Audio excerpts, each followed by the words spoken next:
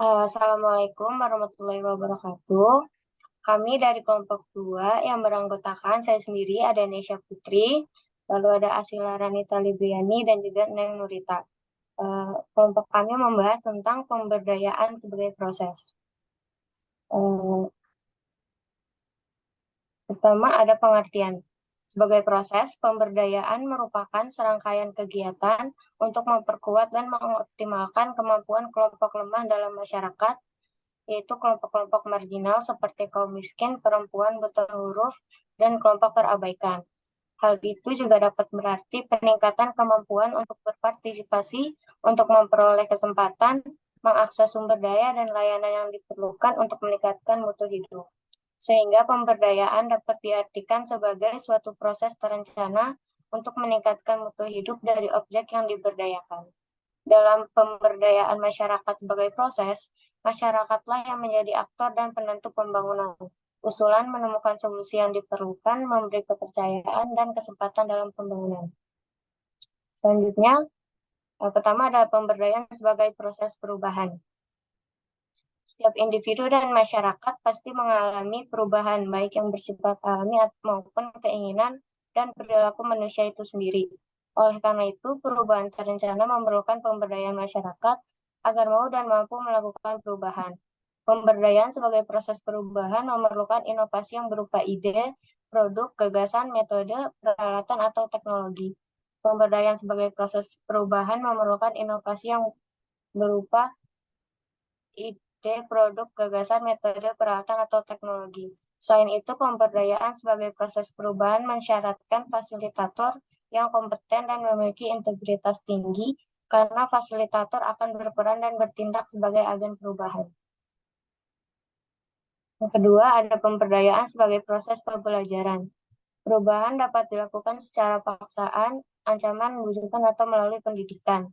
Perubahan melalui ancaman atau paksaan dapat terwujud dalam waktu relatif cepat. Tetapi perubahan seperti itu dapat bertahan jika paksaan atau ancaman dapat dijaga secara terus-menerus dan sebaliknya. Oleh karenanya, keberhasilan proses pemberdayaan tidak diukur dari seberapa jauh transfer pengetahuan, keterampilan, atau perubahan perilaku, melainkan seberapa jauh terjadinya dialog, diskusi, dan pertukaran pengalaman atau sharing. Yang ketiga ada pemberdayaan sebagai proses perubahan sosial. Perubahan sosial yang dimaksud adalah terjadinya perubahan-perubahan hubungan antar individu dalam masyarakat, termasuk struktur, nilai-nilai, dan peranata sosialnya, seperti demokratisasi, transparansi, perbaikan hukum, dan lain-lain. Proses perubahan sosial dapat dilakukan dengan menawarkan suatu ide atau inovasi kepada masyarakat. Kemudian masyarakat diberikan keleluasaan untuk menentukan apakah ide tersebut akan dilaksanakan atau tidak. Proses perubahan sosial dalam kegiatan pemberdayaan membuat masyarakat memiliki peranan aktif untuk dapat menentukan dan menolak segala sesuatu yang dianggap tidak bermanfaat, akan merugikan atau membawa konsekuensi pada keharusan masyarakat untuk berkorban dan atau mengorbankan sesuatu yang lebih besar dibandingkan manfaat yang harus diterima. Selanjutnya akan dijelaskan oleh teman saya. Ya, bisa di next. Kemudian yang keempat itu ada pemberdayaan sebagai proses penguatan kapasitas. Proses pemberdayaan merupakan aktivitas untuk memperkuat daya atau kemampuan dan posisi tawar agar masyarakat semakin mandiri. Penguatan kapasitas ini dilakukan pada individu, kelembagaan atau organisasi maupun dalam jaringan. Yang dimaksud dengan kapasitas individu adalah kemampuan untuk menunjukkan atau memerankan fungsinya secara efektif, efisien, dan berkelanjutan. Kapasitas bukanlah merupakan suatu yang pasif maupun dinamis dan berkelanjutan. Mengembangkan kapasitas sumber daya manusia itu merupakan sebuah pusat pengembangan dari kapasitas. Bisa di next. Selanjutnya yang poin kelima yaitu adalah pemberdayaan sebagai proses pembangunan masyarakat. Pemberdayaan sebagai suatu proses bertitik tolak untuk memandirikan masyarakat agar dapat meningkatkan taraf hidupnya sendiri dengan menggunakan dan mengakses sumber daya setempat sebaik mungkin. Pemberdayaan masyarakat sebagai salah satu tema sentral dalam pembangunan masyarakat seharusnya diletakkan dan diorientasikan searah dan selangkah dengan paradigma baru mengenai pendekatan dari pembangunan. Bisa di next. Yang keenam adalah pemberdayaan sebagai proses pengembangan partisipasi masyarakat. Partisipasi adalah keikutsertaan seseorang atau sekelompok anggota masyarakat dalam suatu kegiatan. Tumbuh dan berkembangnya partisipasi dari masyarakat itu memberikan indikasi adanya pengakuan dari aparat pemerintah bahwa masyarakat bukanlah sekedar objek atau penikmat hasil pembangunan saja, melainkan subjek atau pelaku pembangunan yang memiliki kemampuan dan kemauan yang dapat digunakan sejak perencanaan, pelaksanaan, pengawasan, dan pemanfaatan hasil-hasil dari pembangunan. Selanjutnya,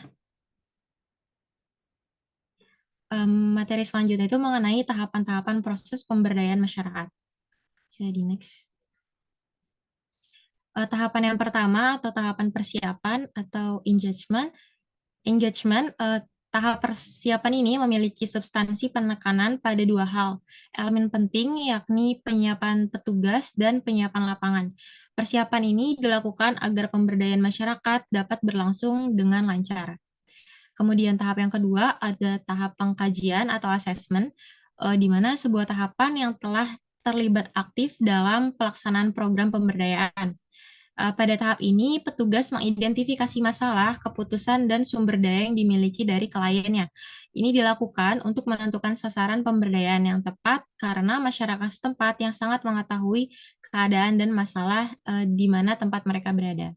Untuk selanjutnya dapat dilanjutkan oleh teman saya. Baik, yang selanjutnya itu yang ketiga, tahapan perencanaan alternatif program atau kegiatan atau bisa disebut listening. Dalam tahapan ini, program perencanaan dibahas secara maksimal dengan melibatkan peserta aktif dari pihak masyarakat guna memikirkan solusi atau pemecahan atas masalah yang mereka hadapi di wilayahnya. Yang keempat ada tahapan prefomulasian rencana aksi. Pada tahapan ini, masyarakat dan fasilitator menjadi bagian penting dalam bekerja sama secara optimal. Pada tahapan ini juga, petugas membantu kelompok untuk menentukan program yang bisa mengatasi permasalahan. Boleh di next. Lalu yang kelima ada tahapan pelaksanaan program atau kegiatan, atau bisa disebut implementasi. Tahapan ini merupakan bentuk pelaksanaan serta penerapan program yang telah dirumuskan sebelumnya bersama para masyarakat. Tahapan ini berisi tindakan aktualisasi bersinergi antara masyarakat dengan petugas pemberdayaan.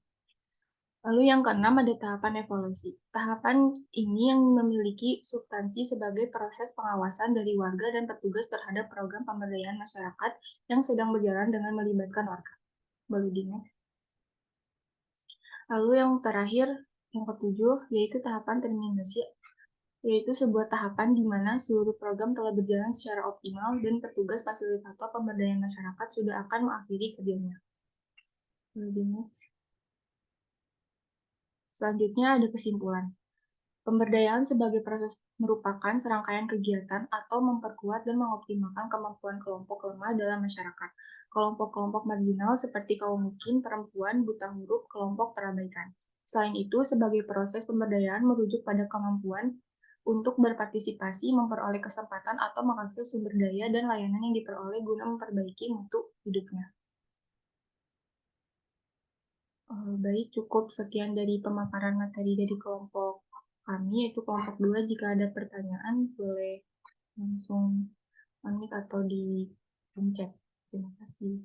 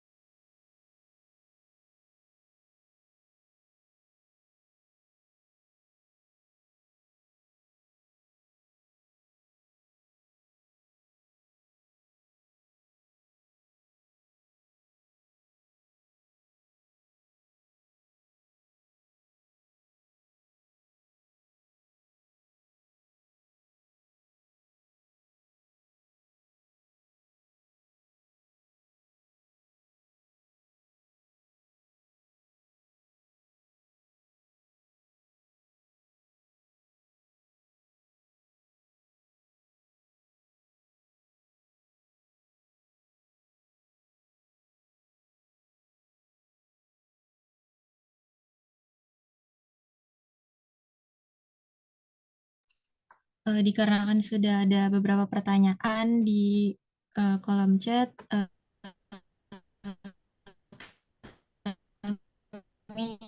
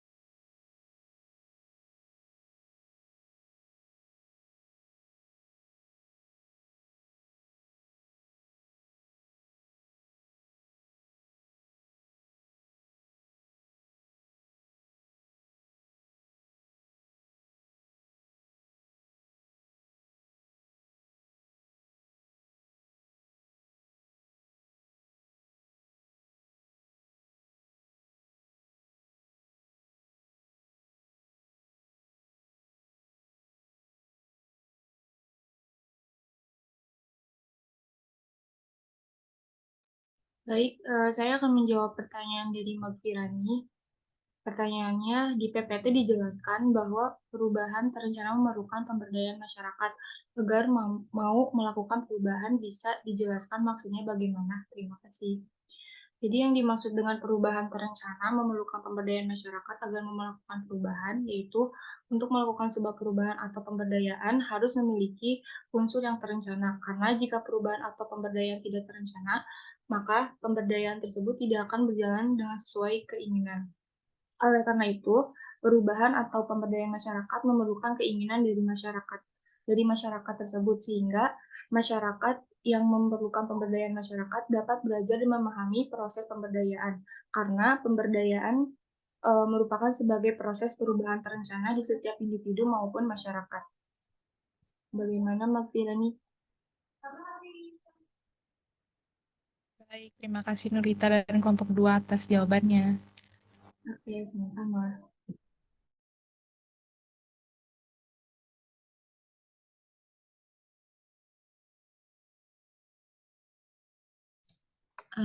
Ya, saya izin menjawab pertanyaan dari Tiara Fatimah, di mana pertanyaan itu dalam PPT dijelaskan bahwa terdapat 7 tahapan dalam proses pemberdayaan masyarakat. Tahapan terakhir dalam proses tersebut yaitu tahap terminasi yang merupakan tahap di mana seluruh program telah berjalan secara optimal dan fasilitator dapat mengakhiri kegiatan. Pertanyaannya, karakteristik apa yang dapat menjadi acuan suatu program dapat dikatakan berjalan secara optimal sehingga kegiatan pemberdayaan masyarakat itu sendiri dapat diakhiri oleh fasilitator? Menurut kami, berdasarkan salah satu jurnal mengenai strategi pemberdayaan masyarakat, dijelaskan bahwa proses pemberdayaan masyarakat sendiri itu bertitik tolak untuk memandirikan masyarakat agar dapat meningkatkan taraf hidupnya sendiri dengan mengakses sumber daya setempat dengan sebaik mungkin. Lalu pemberdayaan masyarakat ini dapat dilakukan dengan berbagai tahapan di dalamnya, yang dimana salah satunya itu diakhiri dengan tahap terminasi atau juga disebut tahap akhir dari proses pemberdayaan, di mana pemberdayaan tersebut dapat dikatakan optimal dan dapat diakhiri. Lalu untuk melihat sebuah program pemberdayaan masyarakat itu sudah dapat dikatakan optimal dan dapat diakhiri oleh fasilitator ataukah belum, itu dapat ditinjau dan dilihat apabila masyarakat sasaran atau masyarakat pemberdayaan ini sudah mampu melanjutkan kegiatannya secara mandiri. Yang dimana nantinya peran fasilitator yang menaungi kegiatan pemberdayaan tersebut akan dikurangi sedikit demi sedikit, lalu akan diakhiri. Dan peran fasilitator tersebut nantinya akan dipenuhi oleh pengurus kelompok atau pihak lain yang dianggap mampu oleh masyarakat kelompok sasaran tersebut. Jadi karakteristiknya itu adalah ketika masyarakat sudah dianggap mandiri untuk melakukan kegiatan pemberdayaannya itu sendiri. Bagaimana, Tiara? Dapat dipahami atau tidak? Baik, dapat dipahami. Terima kasih Elsila dan kelompok 2 atas jawabannya. Terima kasih kembali, Tiara. Oke, selanjutnya saya izin menjawab pertanyaan dari Roma Suladan. Pertanyaannya, dalam pemberdayaan masyarakat terdapat tahapan awal yang harus dilalui untuk mencapai hasil, yaitu tahapan pengkajian atau asesmen. Dalam tahap ini, bagaimana cara kita untuk menentukan sasaran pemberdayaan yang tepat? Untuk menentukan sasaran pemberdayaan yang tepat pada tahap pengkajian adalah dengan kita berusaha untuk mengidentifikasi masalah atau kebutuhan yang dirasakan dan sumber daya yang dimiliki dan dapat dikembangkan oleh masyarakat itu sendiri. Masyarakat dilibatkan secara aktif agar permasalahan yang keluar adalah dari pandangan mereka sendiri dan petugas hanya memfasilitasi warga untuk menyusun prioritas dari permasalahan yang mereka sampaikan. Hal ini dilakukan karena masyarakat setempat merupakan orang yang sangat mengetahui tentang keadaan dan juga masalah di mana di tempat mereka berada. Bagaimana Roma untuk jawabannya? Baik, dapat dipahami, Ica. Terima kasih atas jawabannya. Oke, sama-sama. Semua pertanyaan telah dijawab. Terima kasih untuk para audiens yang telah bertanya dan menyimak penjelasan dari kami. Mohon maaf apabila terdapat kesalahan, kurang lebihnya kami terima kasih dan juga mohon maaf. Wassalamualaikum warahmatullahi wabarakatuh. Waalaikumsalam. Waalaikumsalam warahmatullahi wabarakatuh.